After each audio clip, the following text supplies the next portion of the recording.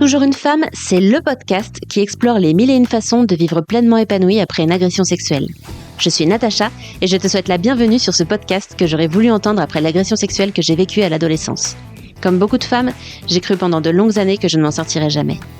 Pourtant, aujourd'hui, j'ai une vie pleinement épanouie, particulièrement au niveau de ma sexualité. C'est possible. Seule ou avec mes invités témoins et experts, je donne à chaque épisode des clés pour que toi aussi, tu puisses te créer une vie dans laquelle tu te sentes libre, puissante et épanouie. Bonne écoute!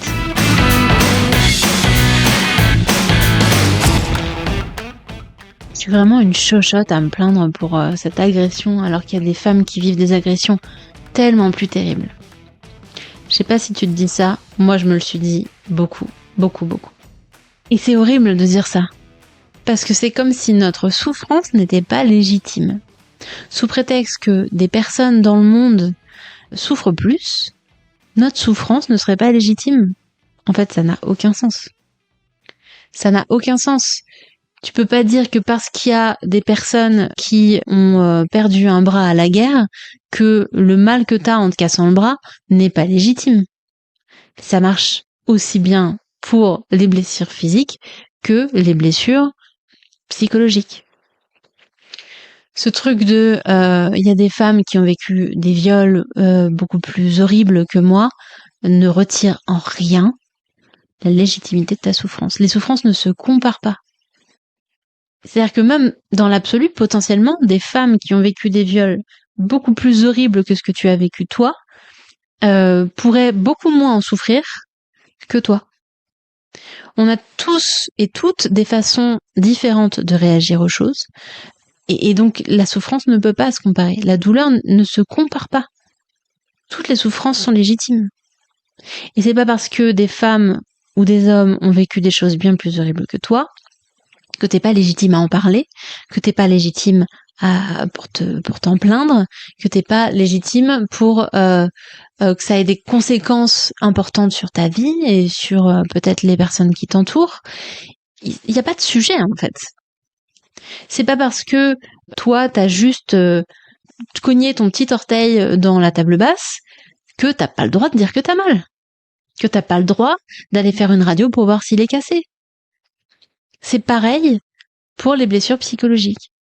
C'est pas parce que je sais pas, la personne qui t'a violé ne t'a pas battu ou ne l'a fait qu'une fois, alors que d'autres femmes ont été rouées de coups et ont été violées plusieurs fois, que pour autant tu n'as pas le droit de souffrir. Évidemment que tu as le droit de souffrir. Et les deux souffrances sont légitimes. Il n'y en a pas une qui vaut plus que l'autre. Toutes les souffrances sont légitimes et elles ne sont pas comparables. Pourquoi je te dis ça ? Parce que le danger de penser que ta souffrance n'est pas légitime ou est moindre par rapport à d'autres personnes, ça peut te pousser du coup à ne pas te faire aider, à ne pas la considérer autant qu'elle pourrait l'être et donc à ne pas faire les démarches auxquelles tu as le droit et auxquelles tout le monde a le droit, auxquelles tu es légitime pour faire appel à ces aides, à tout ce qui est à la disposition. C'est pas parce que tu as vécu un attouchement et pas un viol que tu n'as pas le droit d'aller voir des psys, d'aller voir des groupes de parole, toutes ces choses qui potentiellement pourraient t'aider. Tu es autant légitime que les autres. Et à contrario, tu n'es pas plus légitime qu'une autre. Tout le monde est légitime dans sa souffrance, les souffrances ne se comparent pas. Je pense que je l'ai assez répété, mais c'est vraiment important de le comprendre parce que ça peut bloquer beaucoup de choses dans ton évolution, dans le chemin vers ta guérison. Considérer que ta douleur, elle a de la valeur, elle a le droit d'exister, elle a le droit de ne plus exister, d'être transformée, d'être dépassée, c'est une première étape pour t'autoriser du coup à le faire. Et du coup, enclencher les actions qui vont t'aider à le faire. Si ça résonne pour toi, dis-le moi en story sur Instagram en me mentionnant sur Toujours une femme. Je me ferai un plaisir de répondre. C'est ma façon à moi de rester en contact avec la communauté, de pouvoir échanger et répondre aux questions et puis éventuellement d'être inspirée pour de nouveaux sujets pour les prochains épisodes. Merci beaucoup et à très bientôt. C'est la fin de cet épisode, je te remercie pour ta chaleureuse écoute.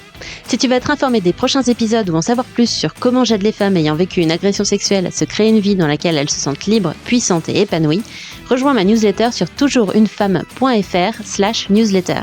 Tu retrouveras le lien en description. Je t'envoie tout mon amour et à très bientôt.